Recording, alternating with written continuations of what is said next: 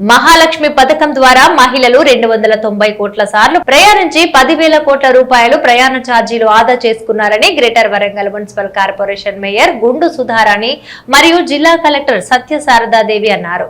ఇక వరంగల్ బస్టాండులో తెలంగాణ ప్రభుత్వం ప్రతిష్టాత్మకంగా చేపట్టిన ప్రజాపాలన ప్రగతి ప్రణాళిక 99 రోజుల యాక్షన్ ప్లాన్ లో భాగంగా తెలంగాణ రాష్ట్ర రోడ్డు రవాణా సంస్థ మహిళలకు ఉచిత బస్సు ప్రయాణం ద్వారా 10,000 కోట్ల రూపాయలు ఆదా చేసింది.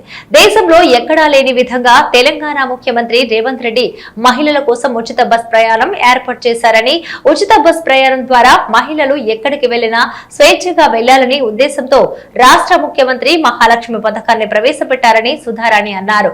రానున్న రోజుల్లో ఆర్టీసీకి ఎలక్ట్రిక్ బస్సుల కోసం రీఛార్జ్ మరియు సర్వీస్ స్టేషన్ ఏర్పాటు చేసేందుకు భూసేకరణ చేశామని, త్వరలోనే రాష్ట్ర మంత్రిచే శంకుస్థాపన జరగనుందని, ఉచిత బస్ ప్రయాణం ద్వారా 10,000 కోట్ల రూపాయలు మహిళలకు ఆదా జరిగిందని జిల్లా కలెక్టర్ సత్యశారదాదేవి అన్నారు. ఇప్పుడు మనం జరుపుకుంటున్న 99 రోజుల ప్రజాపాలన ప్రగతి ప్రణాళికలో భాగంగా ఈరోజు మనం 10,000 కోట్లు మన మహిళలందరూ ఆదా చేసిన సందర్భంగా ఒక ఫంక్షన్ ఏర్పాటు చేసుకున్నాము.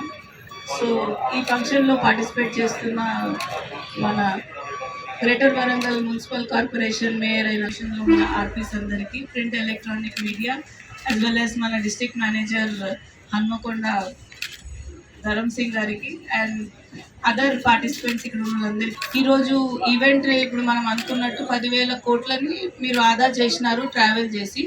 290 కోట్ల సార్లు మనం ట్రావెల్ చేసి ఇంత డబ్బుని ఆదా చేశాము. సో ఇది మామూలు విషయం కాదు.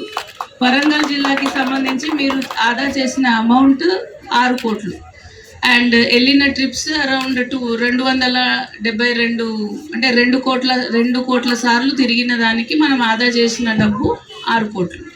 సో ఇది చిన్న విషయం అయితే కాదు.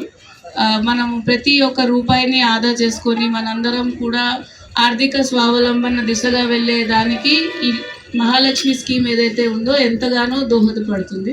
సో రాష్ట్ర ప్రభుత్వం ద్వారా అమలు అవుతున్న ఈ ప్రోగ్రాం ద్వారా మన డే టు డే యాక్టివిటీస్ మహిళలందరూ ఫ్రీ బస్ ట్రావెల్ వలన వాళ్ళు వెళ్తున్న దానికి, ప్లస్ మనకి టెంపుల్స్కి వెళ్తున్నారు, వాళ్ళు అనుకున్న ప్లేసెస్కి ఈజీగా రీచ్ అవ్వగలుగుతున్నారు అండ్ ఎలాంటి ఒక ఎంపవర్మెంట్ దిశగా అంటే వాళ్ళు శక్తివంతంగా కనపడుతున్నారు. ఇప్పుడు మనం బస్ స్టేషన్లోనే ఉన్నాము, ఇందాక కూడా చూసాం. మనము బస్సు వచ్చినప్పుడు మ్యాక్సిమం ఎక్కువ మహిళలే కనిపిస్తున్నారు. బస్సులో ఇంతకుముందు ఎలా ఉండేదని అంటే ముందు నుంచి ఎక్కేవాళ్ళు, ఇప్పుడు వెనక నుంచి కూడా ఎక్కి సీట్స్ ఆక్యుపై చేసుకునే విధంగా ఉంది. So that is self shows that we are మనం ఎంత ధైర్యంగా స్ట్రాంగ్గా ఇచ్చిన ఫెసిలిటీని వాడుకుంటున్నాము అనేది. ఇవే కాకుండా ఇప్పుడు మనకి రజిత గారు చెప్పినారు మీకు బస్సెస్ అలాట్ అయినాయని.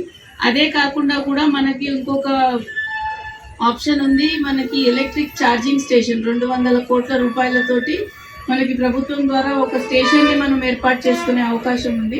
ఆ ల్యాండ్ ఐడెంటిఫికేషన్ కూడా మనం ఇప్పుడు కంప్లీట్ చేసుకొని ఉన్నాం. షార్ట్లీ మనకి honourable minister madam and other local public representatives వీళ్ళతోటి ఫర్దర్గా డిస్కస్ చేస్తే ఈ ఫెసిలిటీ వస్తే ఇప్పుడు ఎలక్ట్రిక్ బస్సెస్ అన్నీ కూడా ఇక్కడ ఛార్జ్ అవుతాయి.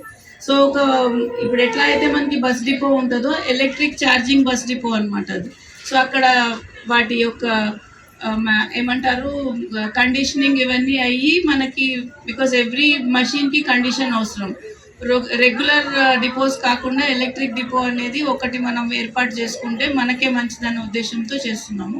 ఇవే కాకుండా పెట్రోల్ బంక్స్ కానీ ఇంకా చాలా చాలా చెప్పారు. కానీ ఈరోజు సబ్జెక్ట్ ఓన్లీ మనము ఫ్రీ బస్ ట్రావెల్ కాబట్టి ఫర్దర్గా కూడా ఈ ఆప్షన్స్ని మీరు ఎక్కువగా వాడుకొని మన ఏవైతే డిఫరెంట్ స్కీమ్స్ ప్రభుత్వం ద్వారా మనకి అమలు అవుతున్నాయో మహిళలు డెఫినెట్లీ ఆర్థికంగా స్ట్రాంగ్గా ఉంటే కుటుంబ వ్యవస్థ కూడా బాగుంటుంది అన్న ఉద్దేశంతో ఏర్పాటు చేసిన ఈ ఎంటైర్ స్కీమ్ని ఫర్దర్గా కూడా మీరు యూటిలైజ్ చేసుకోవాలని కోరుకుంటూ ఈరోజు ఇక్కడ వచ్చిన మీ అందరికీ కూడా ధన్యవాదాలు తెలుపుతూ ప్రజాపాలన పట్టణ ప్రణాళికలో 90 రోజుల కార్యక్రమంలో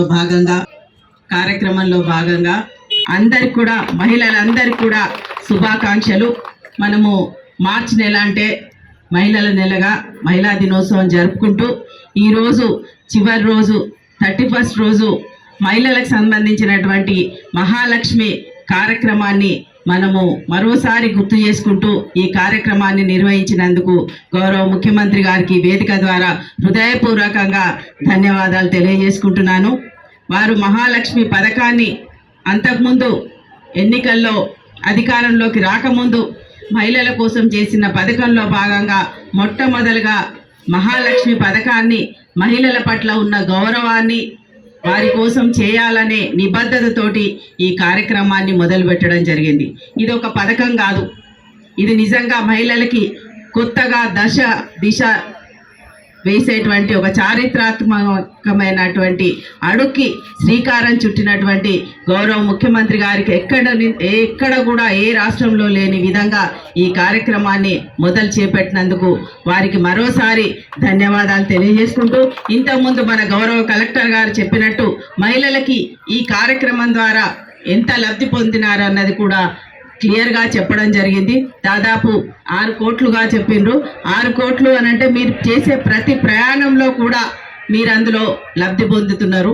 అంటే కేవలం ఇది ప్రయాణమే కాదు, మీలో ఉన్నటువంటి ఆత్మవిశ్వాసాన్ని కూడా పెంపొందించేటువంటి కార్యక్రమం. అంటే మహిళలు ఎంతో ఆత్మవిశ్వాసంతో ఆర్థిక భద్రతతోటి బస్సులలో ప్రయాణం చేయడం అన్నది వాళ్ళు స్వేచ్ఛగా ఎక్కడైనా వెళ్ళడానికి ఒక మంచి అవకాశం ఇది.